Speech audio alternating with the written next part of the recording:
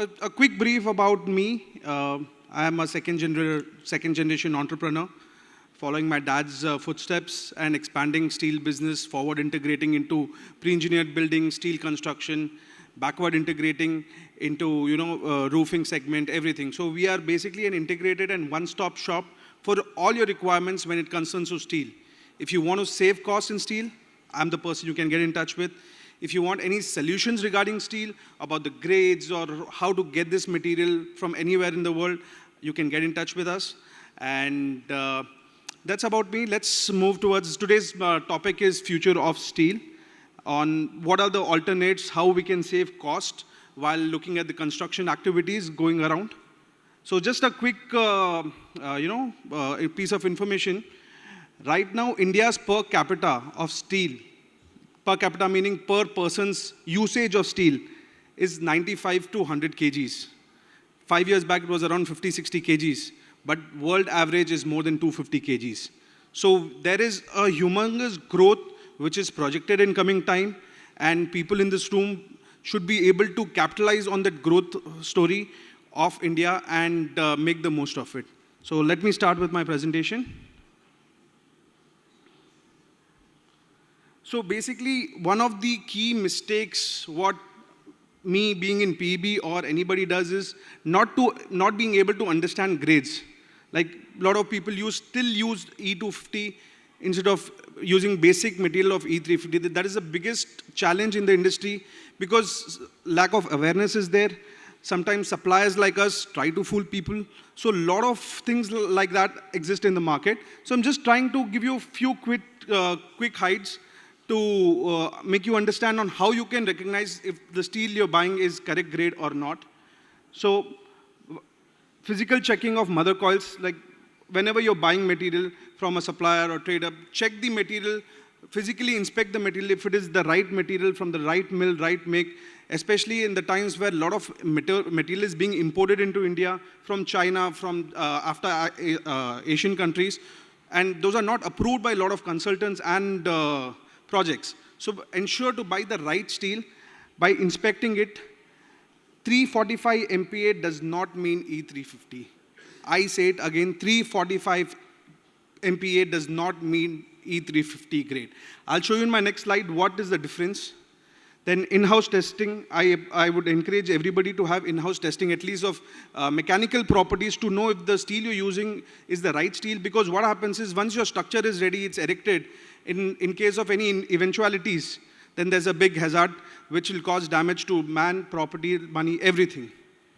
Don't just rely on test certificates, understanding TCs and what it means.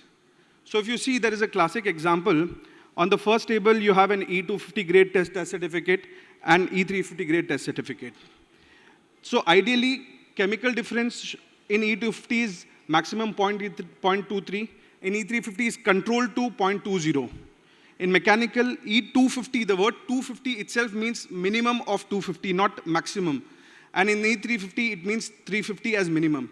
If you see an E250 grade test certificate, you'll see YS is 362, but that does not qualify it to be as E350 grade. So a lot of PEB manufacturers, small scale, maybe because of awareness or anything, tend to make this mistake where the contractors also tend to, give the TCs telling, sir, it is 345, it is more than 345, you wanted 345, and hence I'm giving you that. So to avoid that, you should always know that TC should say E350 grade and must qualify carbon and minimum YS parameters. So this is about understanding grades. Now, availability of grades in the market, right? Traditionally, we have all seen using E250. Now, currently, the trend is of E350. But what is next? What is for the future? We are supposed to be looking at E400, E410, E450, and beyond. If you see the major automotive companies today, they don't even talk about E250 or E350 grades. They're looking at only E450s, E550s, and some of the automotive companies are looking at 600, 700 MPa material. I understand there is a challenge to weldability of such material. It cannot be done everywhere. But then that is the way forward that we need to move. For example, over E250, increase in strength by 40%. We can decrease in weight by 20%. Cost can increase by 6%. But overall steel saving with respect to E250 is 15% minimum. Vis-a-vis compared to E450, increase in strength is 80%, decrease in weight is by 40%, cost increase is by 15%, and with respect to E250 grade, we saving steel of 30%. Imagine a product in a project when we are saving as good as 30%, the project cost itself comes down magnificently. Today after interaction with a lot of industry experts, I come to understand that the grades are not easily available, or it's a challenge to find this grade. That's why we design into E350. Yes, it could be a challenge, right? But as an industry, as a cohort of industry, when we migrate to some better grade, the steel industry also evolves accordingly. So steel industry is available to meet your requirement provided you give them the requirement. So, of course, my vision is to promote high-strength steel. Biggest advantage is being high-strength to weight ratio is one. Lightweight results in saving of steel. Cost effectiveness, that is economical, faster, reducing welding costs, lighter foundation, easier to handle material. Very effective in designing, especially in high-rise buildings, where most of us are talking about high-rise buildings today, and that's the future. So these are available in structural steel also. That is the hot roll sections. Also, these grades are available in abundance. Of late, E250, according to me, based on my experience, next 4 or 5 years, you will see that E250 is obsolete in the market, and E350 becomes the basic, and we are moving towards E550, and at that time, we are talking about E700 and 800 YS grade material. But again, usage of grade should directly be proportionate to the application which we are using. Not all the grades might be suitable for all the applications. So that needs to be kept in mind while designing the building. So I wanted to introduce everybody to next structurals from SAIL.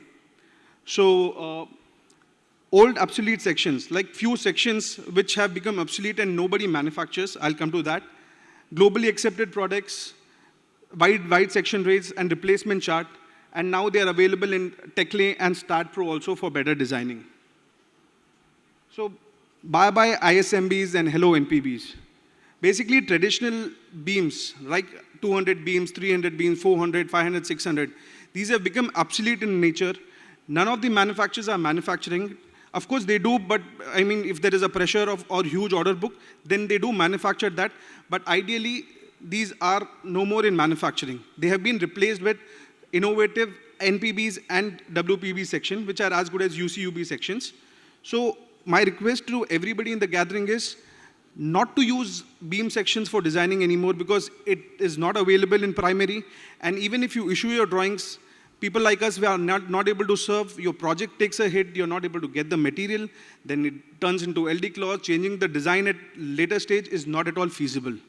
So adapt to the change is my request. So a simple advantages of parallel beams over traditional beams. I'll just move to previous slide. You might ask, what is the difference between the old sections and the new sections? It is just the tapered.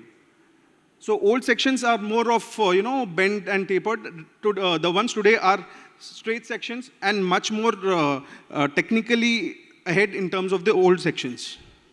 So if you see a typical advantage of a 400 ISMB, right? kg per meter is 61 kgs, section module is 122.9.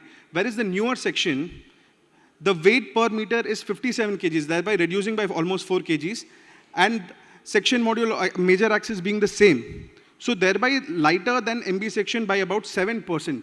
So you are saving 7%, and best part is they are available in E350 grades, 350B, BO, C, BR, and 400 again, 450 also, against some specific requirements and bulk requirements. Comparison of NPB, WPB versus UB, UC. So a lot of people might not like this, but that's the truth. UB, UC sections are European section, as everybody knows, and NPB, WPB sections are Indian sections. And when it comes to cost, there's a huge difference in the cost. More than 30% cost saving can be done by using cheaper alternatives, which are better also and easily available also. Like for example, NPB or NPB, WPB sections may range from say 55,000 to 60,000 per ton, so 63,000. Whereas UB, UCs are much more higher in cost. But what is the difference? Here's the chart. There's a very small difference of 2 to 3% in the section, but the saving in a project is pretty much very, very high. since you, these are, and more so, these are certified and acceptable in all railways, Government of India, PWD projects, as per building codes, everything they are approved and accepted. So by making a small change and using better sections with better grades, you're able to save at least 30% on the cost of the building. Now, next, we are introducing a concept of ready-to-use steel, which is already existing in European and US nations, where as a supplier of steel, right, I can give you whatever you want, however you want, just in time, without you wasting any time. For example, like what we use webs and flanges in a build-up section, I can give you exactly webs and flanges without savings, without you investing in scrap, without scrap, ready to use, you put it in your machine, start fabrication, quick production. So few advantages of this is, how are we doing it? Like, again, it's a traditional methodology, but advantage with us is we are not serving only one customer. We are serving the gambit of customers, whereas we are able to utilize a scrap for some other customer. It may be scrap for you, but it could be a prime material for other customers as well. So we are moving towards that. Of course, it requires some amount of MOQs, but that is possible, and we are moving in that direction. Advantage, faster production for you, no dead stock. Of everybody, all the contractors and infrastructure players, biggest problem is dead stock. Like in terms of color-coded coils, or you name it in terms of steel, you get so much of material which is lying idle with you. First, you need to keep accountability of that material. Keep a nesting of it, what is off-cut, what is available, what is not available. Keep looking for it, have separate team to look forward for it. Then eventually understand that scrap, do the math of the scrap, keep it in a separate place where you lose the floor space, and then haggle with the vendor to, yeah, you're giving me lesser price, higher price. Stop all those and shift to ready-to-use steel so that you buy exactly what you need for a project. You're able to deliver the project. You're able to maximize on your production. You're able to maximize on your floor space.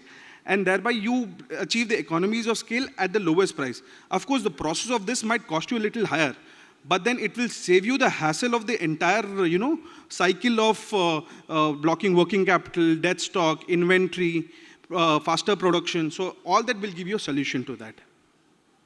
So that's been my time. For more information, I'm available here. Please feel free to get in touch with me.